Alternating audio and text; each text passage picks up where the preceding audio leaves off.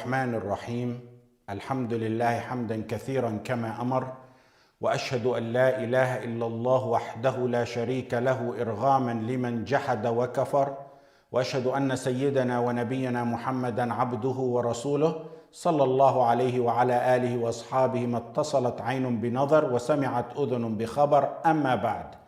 Last week we began on the author's statements pertaining to the major impurity, and we took what's referred to by the fuqaha as sifatu ijza pertaining to ghusl, the bare minimum ghusl, and we said that's only two matters, and the author mentioned that it's only niyyah and encompassing the entire body. We went over that. He said وَأَمَّا الطَّهَارَةُ الْكُبْرَى فَتَحْتَوِي عَلَى سُنَّةٍ وَوَاجِبٍ الْوَاجِبُ النِّيَّةِ وَتَعْمِيمُ سَائِرِ الْجَسَدِ. Then we began going over what's referred to as Sifatul Kamal.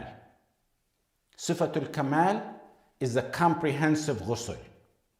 The ghusl that contains the obligatory matters and the sunan matters that's on top of that. He starts off with the sunan and he says, وَالْمُسْتَحَبُّ. Al-mustahabbu, we mentioned that the Shafi'i and Hanabila consider mustahab like a sunnah. Maliki have a slight discrepancy on that, and Hanafi have a bigger discrepancy on those terms. So, wal-mustahab means the recommended acts. Recommended acts of what? That pertain to the ghusl. And the first one he says, غَسْلُ مَا بِهِ مِنْ أَذَى. Washing off any filth. And we said the four imams agreed that this was a sunnah. The second one is al-wudu, performing wudu.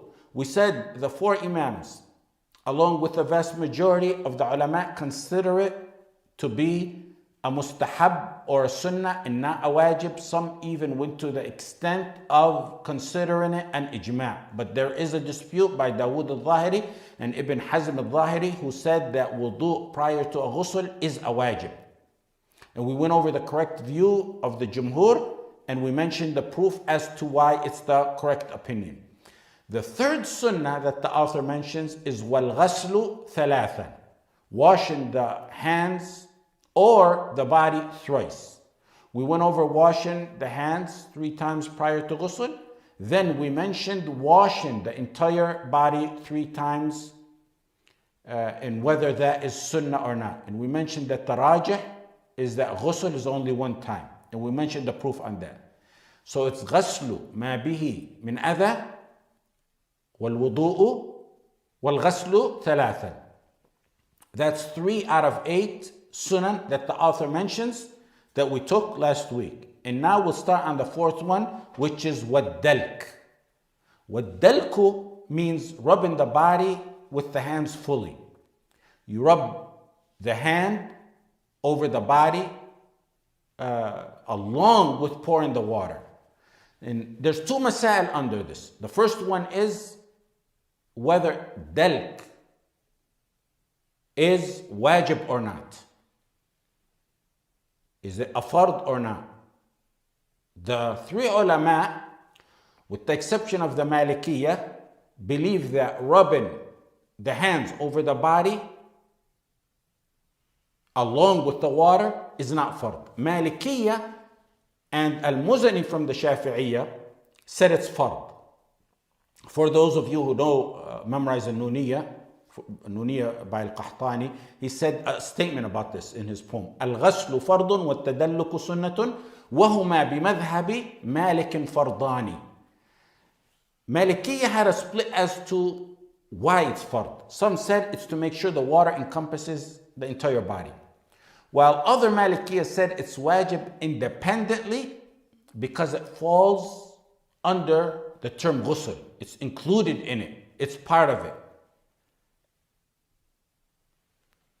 And they also said that dalk doesn't have to coincide with pouring the water. One can do dalk after pouring the water so long as the body hasn't dried yet. Malikiyah's proof for their claim that dalk is wajib for ghusl is that it's an essential part of ghusl. And there can't be a proper ghusl without dalk being part of it. Ata said, rahimahullah ta'ala, pouring water over oneself is not sufficient. One must rub over the body with his hand. Because Allah subhanahu wa ta'ala said, حَتَّى تَغْتَسِلُوا, until you perform the ghusl. And there's no ghusl without dalk being part of it. There's no ghusl without rubbing the body with the hand. They said, Allah subhanahu wa ta'ala said, حَتَّى تَغْتَسِلُوا, till you make ghusl. Ghusl encompasses dalk linguistically. So you have to do dalk. Ibn Hazm rahimahullah ta'ala in Al-Muhalla gave a firm and a correct response. He said, alleging that the term ghusl encompasses dalk with the hand is alleging what has no proof to back it up. And that sums up the entire response to them. Their second proof is qiyas. They said like tayammum. You have to wipe the hand over the face in tayammum. So the same applies in ghusl. You have to rub the hand over the entire body in ghusl. Ibn Qudamah rahimahullah responded to that and he said, tayammum, we're ordered to wipe the face after we touch the dirt. And that can't be achieved without wiping with the hand. You can't pass the dirt over the face without wiping it with the hand. It's a physical requirement. And the correct and rajih opinion is the Jumhur's opinion that dalk is not wajib. It's not wajib. Why? There's no clear authentic proof to legislate dalk. And on top of that, there's plenty of proof to show that it's not mentioned as a wajib part of the ghusl. The hadith that we used last week to counter the claim by the Zahiriyya that wudu is wajib for ghusl, it works here as well, showing that dalk is not wajib. The hadith in Bukhari, the long hadith, where a man was junub and there was no water. And they found water. And the Prophet ﷺ gave that Sahabi radiallahu anh a pot of water and he said, اذهب فأفرغه عليك. اذهب فأفرغه عليك. Take this water and pour it over your body. That's one. Hadith Salama radiallahu anha. We took it last week. The Messenger sallallahu alayhi wasallam told her, إنما يكفيك أن تحثي على رأسك ثلاث حثيات ثم تفيضين عليك الماء فتطهرين. It's enough for you to pour over yourself 3 handfuls of water on your head and then pour water over yourself and you'll be purified. The second one. The third one is Hadith Jabir radiallahu anhu. We mentioned it several times last week, which is Jabir describing the ghusl of Rasulullah sallallahu alayhi wa sallam. كان النبي صلى الله عليه وسلم يأخذ 3 أكف ويفيضها على رأسه ثم يفيض على سائر جسده. Jabir said that the Messenger sallallahu alayhi wa sallam would take 3 handfuls, then he would pour the 3 handfuls of water over himself, over his head. And then he would pour more water over his body. How are those 3 hadith proof that dalk is not wajib? Just like all 3 of those hadith prove that wudu is not wajib in ghusl. All 3 of those hadith show that merely pouring water over yourself, encompassing the entire body, is sufficient. He told the man, pour the water over yourself. Radiallahu anhu. He told the Sahabi, pour this water over yourself. He told Salama radiallahu anha, pour this water over yourself. He told Jabir radiallahu anhu, describing his ghusl, he said he poured water over himself. Sallallahu alayhi wasallam. Nowhere in there do you see any kind of dalk or rub with your hand.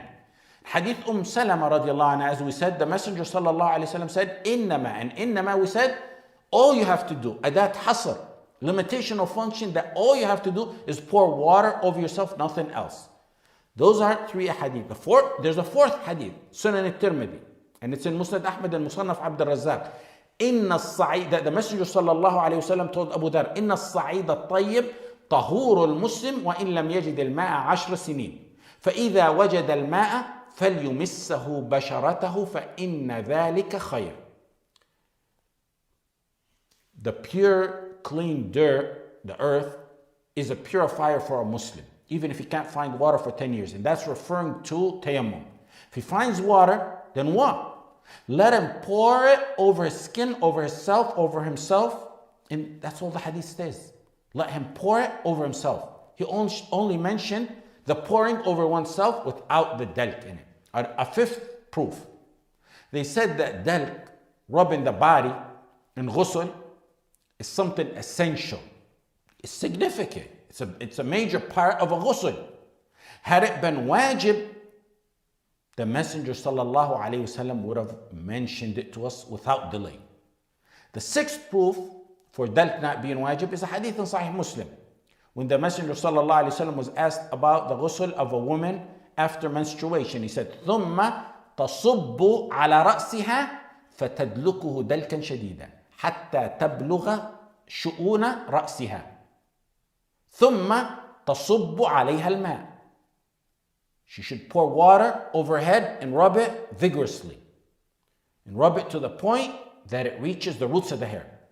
Then she should pour water over herself. Look how descriptive and detailed that is. Rub the head vigorously. Yet for the rest of the body, he said, just pour it over herself. A seventh proof is they compared it to najasa. If there's najasa on someone, and he poured a sufficient amount of water until the origin of that najasa was removed and washed off without dalk, then that would be sufficient. In the hadith of the Bedouin who urinated in the masjid, what did the Messenger sallallahu alayhi wasallam say? Sahih al-Bukhari, دعوه وأهريقوا على بوله ذنوبا من ماء فإنما بعثتم ميسرين ولم تبعثوا معسرين. Leave him and pour a bucket of water where he passed the urine. He didn't say rub it. So if you poured enough water on yourself where there was najasa to remove the origin of that najasa and it was sufficiently removed, that's sufficient. They said if you don't have to do dalk to remove such najasa, how are you requiring it in ghusl when there is no najasa to remove to begin with? Because they're requiring dalk on body even if it has no najasa. An eighth proof that they mentioned is they said linguistically ghusl does not really encompass or include rubbing or dalk in it, which you allege is wrong linguistically as well. And the ninth proof that they mentioned is that requiring dalk and ghusl is making matters difficult with no proof to back it up. Like for example, how are you supposed to perform dalk on the center of your back where you can't even reach it? How are you supposed to do that every time you take ghusl? That's requesting something to be wajib where your hands can't even reach it. Maliki were adamant about their position. They went various routes on it. For example, Ibn al-Qassar from the Malikiyya said, due to the difficulty of not reaching some areas in the back, it's not required in that area. And that rationale is a reply to them based on what they said. Because saying ghusl must encompass dalk. But if you can't reach the back, then that area is not required. By their standards and their definition of ghusl, this person did not fully do a complete ghusl. He didn't do his entire body with dalk because of the spot he left out. Sahnun from the Malikiyya said one should use a cloth to rub his back, where areas where he may not be able to reach. And by the way, Sahnun is a student of Imam Malik, and with the help of other students, he helped compile and organize the second biggest reference in the Maliki madhab, which is Al-Mudawwan Al-Kubra. By the will of Allah subhanahu wa ta'ala, he was one of the main ulama who was credited with spreading the madhab of the Malikiyya in Al-Maghrib, in the North African region, and he served it through his writings and his teachings and through his position as a judge.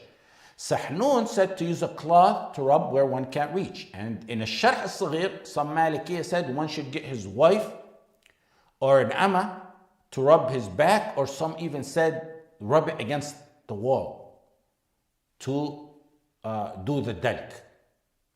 But as the Jumhur correctly stated, it's making matters difficult with no proof to back it up. That's the complete issue on whether dalk is wajib or not? The Jumhur said it's not wajib. Maliki said it's wajib.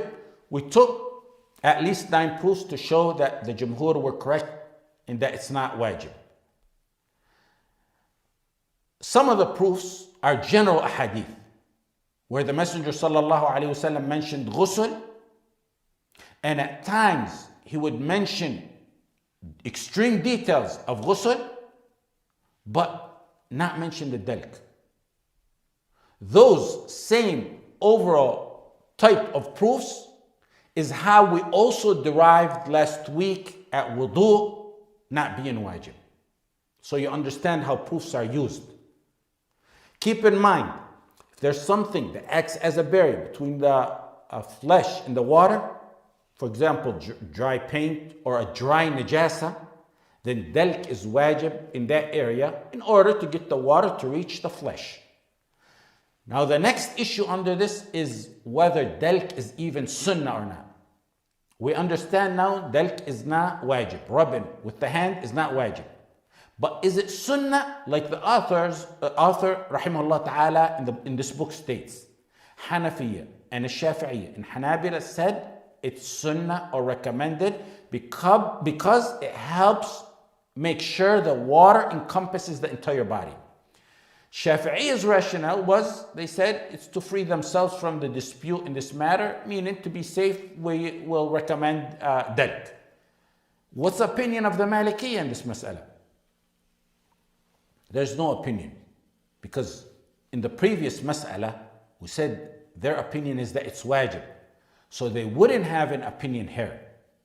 And I believe that dalk being mustahab or sunnah is even questionable in itself for 2 reasons. One thing is what Al-Jassas rahimahullah ta'ala said. He said in the verse, the general terms of the verse, which is to wash yourself to perform the ghusl, faghsilu. He said once water runs over the body, he's done the requirement in the verse pertaining to ghusl. Requiring anything additional like dalk or rubbing with the hand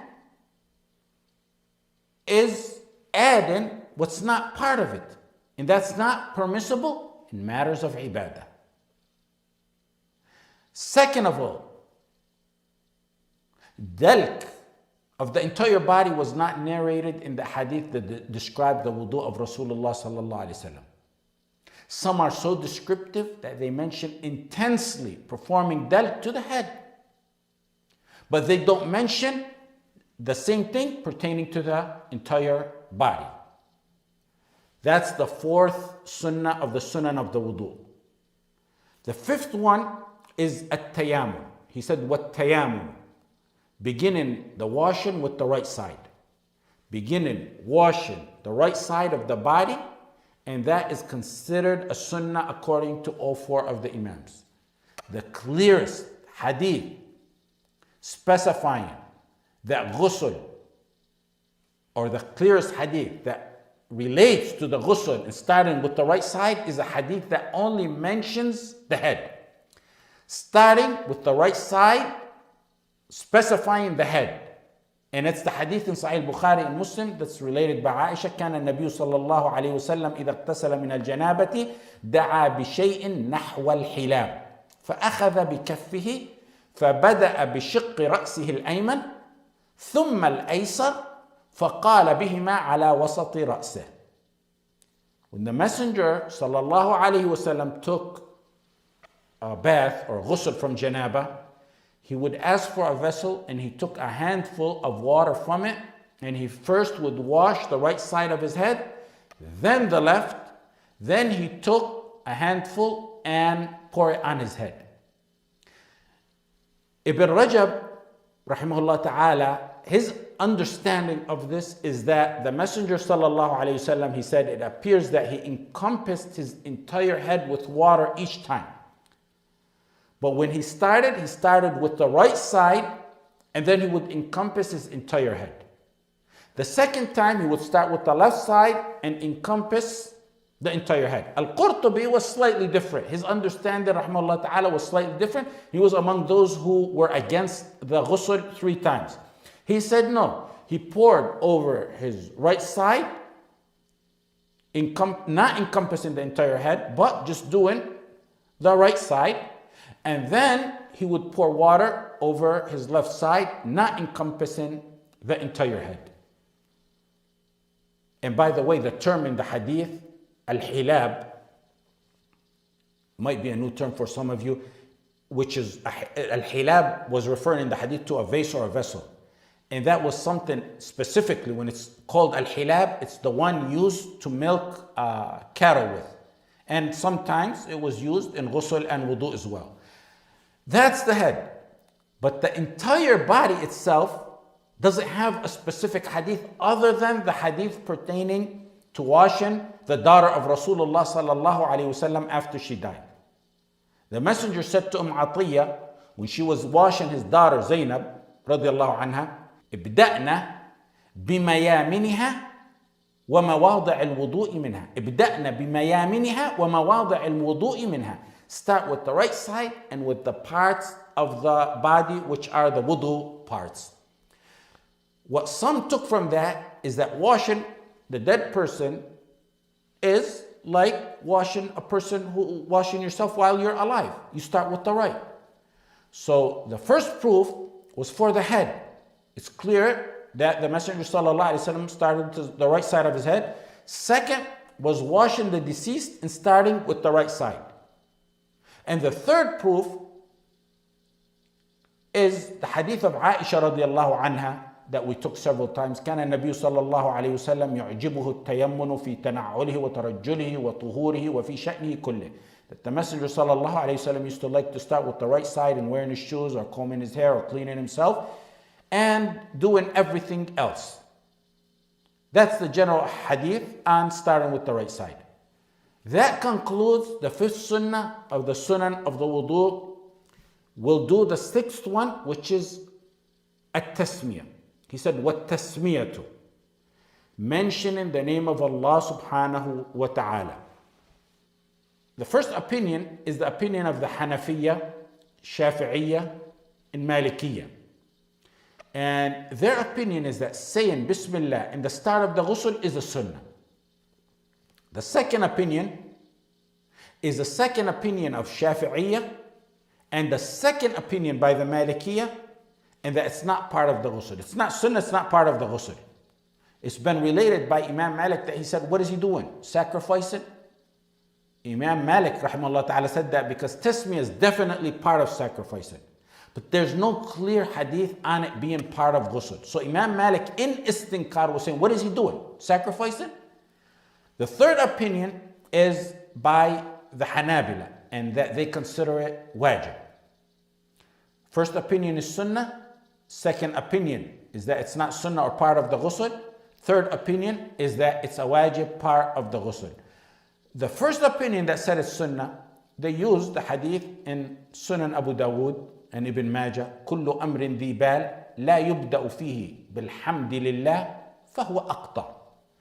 Every matter that is not begun by the praise of Allah subhanahu wa ta'ala is maimed. That hadith is weak. It's not even direct at the ghusl. It's not specifically mentioning the ghusl. That's one thing. Another thing, it's a weak hadith. They also used the weak hadith requiring basmala before wudu, and they said the same applies to ghusl by analogy and qiyas. And the response to that is from 2 avenues. We already stated when we took wudu that those ahadith were weak. We talked about it over there. That's number 1. Number 2 is even if they weren't weak, doing qiyas in matters of ibadah is in itself a matter that's disputed among the ulama whether it's allowed or not. The proof for the opinion that considered it wajib is they said it's wajib for minor purification for wudu, so it's wajib for the major purification, which is al-ghusl. And like we just stated, first of all, it's not proven to be a wajib in wudu.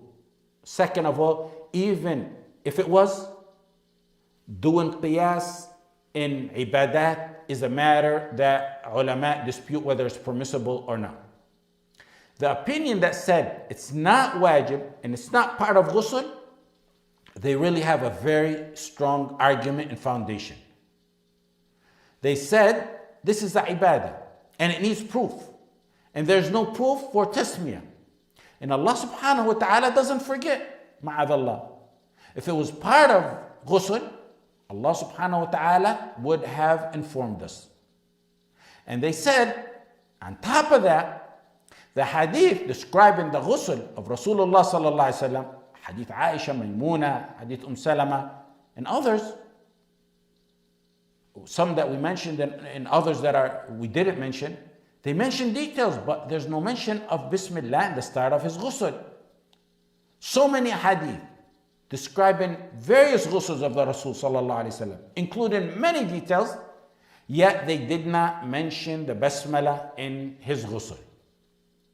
They also said, not every ibadah is preceded with a Basmala. Yes, it's a requirement for sacrifice. It's mustahab for the recitation of the Quran, or dunya matters like eating and drinking, or relationship with a wife. It's not mustahab, and in fact, they said it may be bid'ah consistently doing it for matters like adhan, iqam, and salah. So Basmala is not mustahab for everything, they said. The conclusion is, what gives Basmala before ghusl some way to be impermissible or sunnah is general and nothing authentic specifically pertaining to ghusl. It's actually general proof, not specific proof that pertains to wudu or ghusl. Like the hadith in Sahih Bukhari, لو أن أحدكم إذا أتى أهله قال بسم الله اللهم جنبنا الشيطان وجنب الشيطان ما رزقتنا. If any of you prior to having a relationship with the wife says Bismillah, اللهم جنبنا الشيطان وجنب الشيطان ما رزقتنا, they said if Basmala is recommended prior to something like relationship with the wife, then it should be recommended in other matters as well. Bukhari named a chapter in his Sahih after this, a chapter on mentioning Bismillah during every action and upon having a relationship with one's wife. باب التسمية على كل حال وعند الوقاع. الوقاع means relationship with a wife, and على كل حال means during every action. So tasmiyah is sunnah in plenty of matters, both ibadat they said and non-ibadat, eating, drinking, entering the house, relationship with a wife, recitation of the Quran, and other matters. So wudu and ghusl, they said, is similar to that and included in that.